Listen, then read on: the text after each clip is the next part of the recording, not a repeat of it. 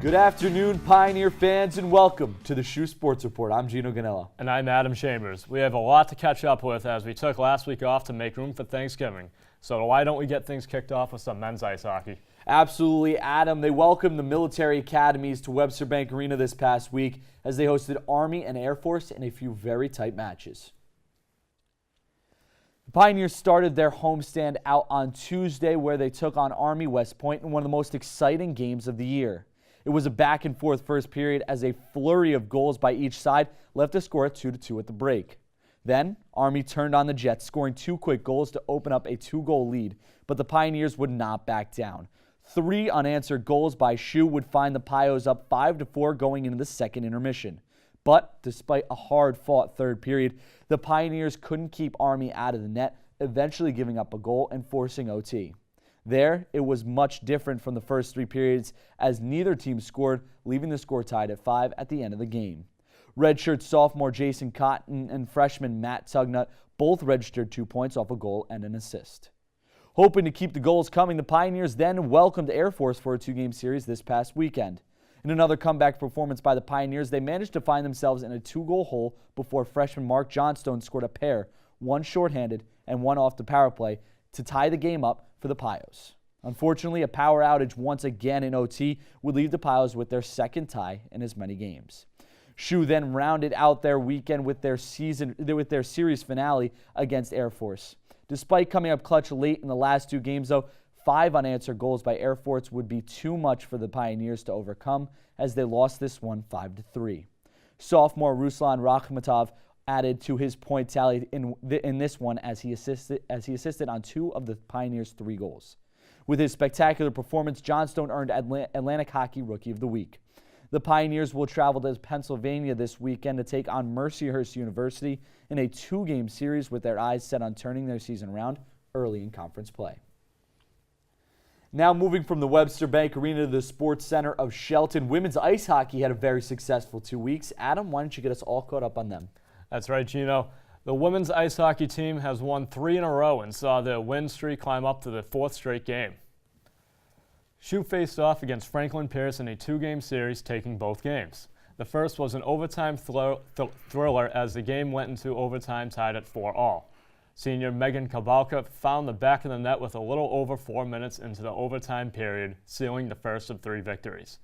In the second game versus Franklin Pierce, SHU found themselves looking at overtime until sophomore Jane Lewis netted a goal in the last minute of regulation. For their third game and 4th win in a row, Sacred Heart shut out Newman 10-0. Sophomore Olivia Bryant and freshman Lexi Edwards both netted 2 goals and tacked on an assist each. Women's ice hockey will fight to keep their win streak going with a home-and-home this weekend starting at Becker tomorrow night at 7 p.m. After the break, we'll have more Sacred Heart action coming your way with Brian Duane standing by with this week's Update Corner.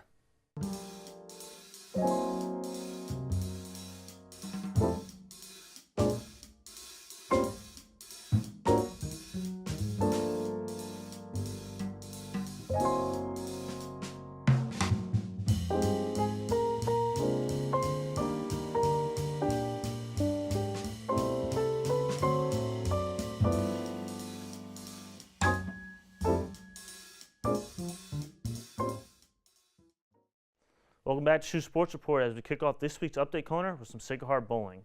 Bowling had quite the weekend at the Hawks Classic hosted by Maryland Eastern Shore. Sacred Heart enters Sunday's bracket play as the top seed as they had the highest total pinfall from Friday and Saturday's play. SHU would start off strong as they opened the day with a 4-3 win against Vanderbilt. After flying by Howard with a 4-2 victory, they looked to face off against Sam Houston State for the Hawk Classic Championship. Sacred Heart will come out of the gates hot, winning the first 2 matches, but they were cooled off by the Bearcats as Sam Houston State would take the championship 4.5 to 2.5.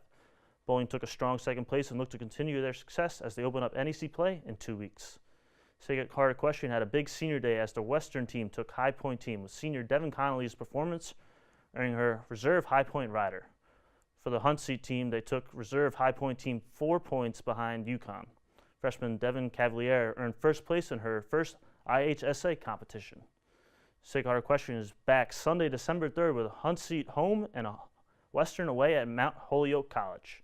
Rounding out this week's Update Corner is men's cross country as they wrapped up their 2017 season at the IC4A Championships at Van Cortlandt Park. Overall, SHU finished 14th out of 25 teams. Leading the way for the Pioneers was senior Trevor Guerrera as he placed 19th overall with his new Van Cortlandt Park personal best time of 25 minutes and 50 seconds. With his time, he earned 3rd All-East honors. He's just the 5th SHU men's cross-country runner to earn All-New England, All-NEC, and All-East in the same seasons.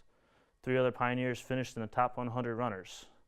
Women's cross-country also had similar success at the ECAC Championships as they finished 8th overall in a field of 25 teams. Senior Kate Svensson led all the Pioneers, finishing 12th individually and completing the race 30 seconds faster than her time last year. Svensson is now the 13th woman in program history to earn All-New England, All-NEC, and All-East honors in the same season. SHU had 4 other runners finish in the top 85. Coach Kristen Morrison earned NEC Cross Country Coach of the Year after leading the Pioneers to the 2017 conference title. Congratulations both to Guerrera and Svensson for their impressive performances and Coach Morrison for winning NEC Coach of the Year. That's all we have for this week's Update Corner. I'm Brian Duane. Stay tuned after the break as we have more Sacred Heart sports action.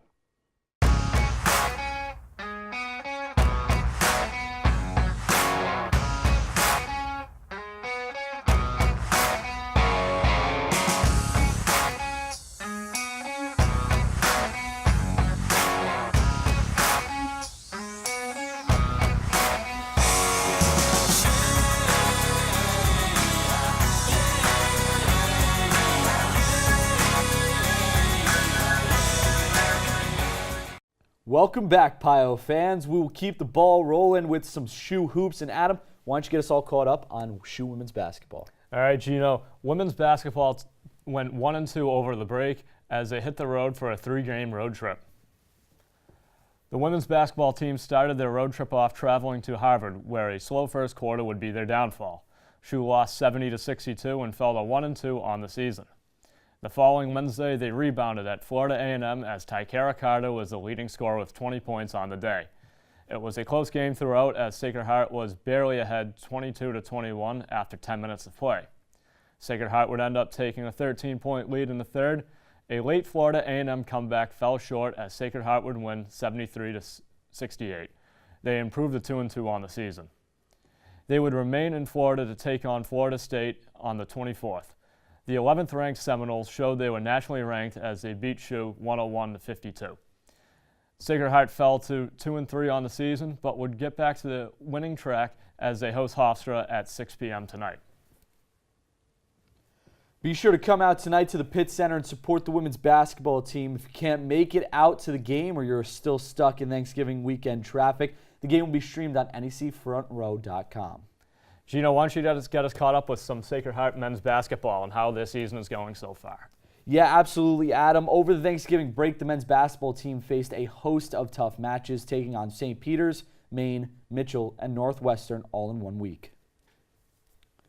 The Pioneers started their week by taking on St. Peter's at the Mohegan Sun Arena in Uckensville, Connecticut. Despite the tough effort from the squad throughout the game, SHU would drop this one 70-61.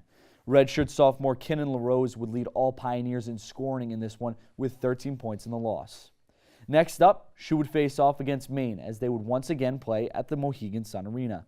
This one was much closer as both sides fought until the death as a Joseph Lopez layup with 7 seconds left would send this one into overtime. From there, it would continue to be a back-and-forth matchup as both teams held the lead multiple times throughout OT before a Sean Hone-made free throw would extend the lead just enough for the Pioneers to squeak out a narrow 69-68 OT win. Lopez would be the leading Pioneer in scoring as he had 11 points with 3 other Pioneers in double digits. SHU looked to follow up that win with another at home as they welcomed Mitchell to Coach Bike Court for Thanksgiving Eve affair. The Pioneers would dominate this one throughout the game. They demolished their opponents 84-60 in an impressive win. Mario Matisovic would lead the Pioneers, grabbing a double-double with 19 points and 10 rebounds. Finally, SHU traveled to Chicago to finish off their busy week and take on a very tough Northwestern team. This one was not one the Pios would like to remember as they were handily beaten 81-50 by the Wildcats on the road. Lopez and Matisovic were once again bright spots for the team, scoring 13 each on the day. The Pioneers will now travel to St. John's on Saturday in an attempt to take down the Red Storm on their home court. Both teams have plenty of time to get back to their winning ways as the season is still young. Yeah, absolutely, Adam. Plenty of non-conference play left to get back on track before they got to get into conference play. Well, that'll do it for us here at the SHU Sports Report. We hope you had a safe and happy Thanksgiving. Be sure to tune in next week for all of your Sacred Heart sports action, highlights, and more. From all of us here, I'm Gino Ganella. And I'm Adam Chambers. Thanks for watching.